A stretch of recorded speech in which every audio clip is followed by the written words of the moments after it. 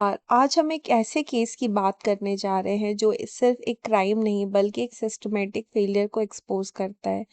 ये है अमरावती का वॉयरिज्म केस स्कैंडल। और सवाल ये है, अगर आप सेफ समझ रहे हैं तो क्या आप वाकई सेफ हैं?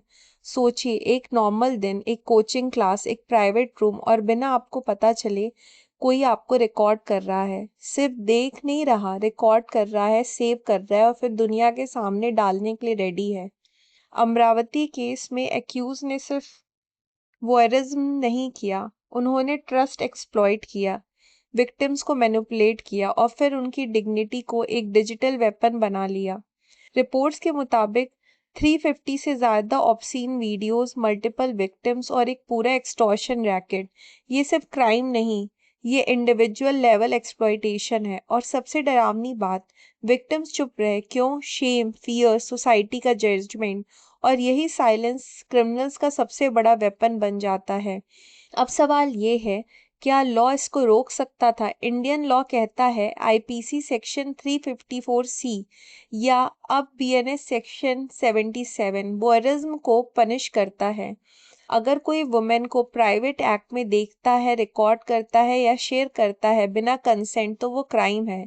लेकिन यहाँ एक ट्विस्ट है, कोर्ट कहता है जब तक प्राइवेट एक्ट नहीं है तब तक वॉयरिज्म नहीं है।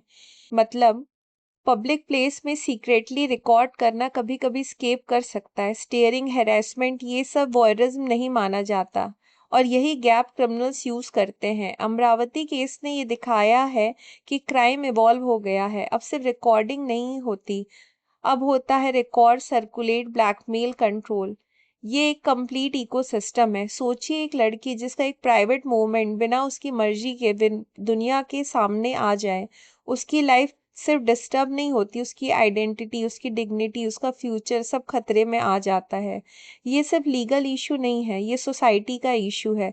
क्योंकि प्रॉब्लम सिर्फ क्रिमिनल नहीं, प्रॉब्लम वो लोग हैं जो वीडियोस फॉरवर्ड करते हैं, जो देखते हैं, शेयर करते हैं और चुप रहते हैं।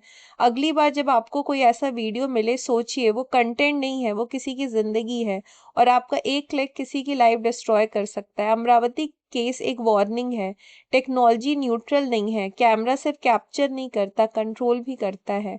और साइलेंस क्रिमिनल्स को और पावरफुल बनाता है। इसलिए स्पीक अप, रिपोर्ट और सबसे important, respect privacy, respect dignity.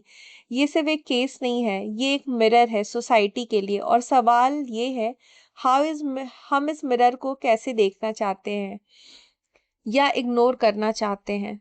Please like, share, subscribe लॉकम, अंडरस्टैंडिंग लॉ बियॉन्ड हेडलाइंस।